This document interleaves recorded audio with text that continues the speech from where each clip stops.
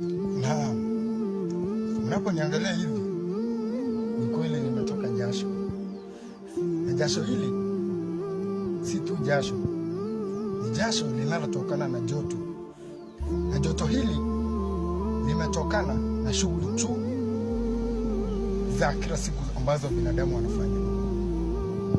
Shughuli za binadamu za kila siku, kama katika makampuni, unaona kuwa binadamu wanaachilia gesi kwa viwango vikubwa ambavyo vimeweza kuadhiri anga. Na katika kuadhiri anga, joto viwango vyake vimeweza kupaa. Hivyo tunapoanza kulalamika kuhusu jua linalochoma sana, hii ni sababu ya shughuli tu zetu za kila siku. Naam, sisi kama binadamu, kwa hivyo tunahimizwa tufanye shughuli zetu kwa njia inayopimwa na iliyolengwa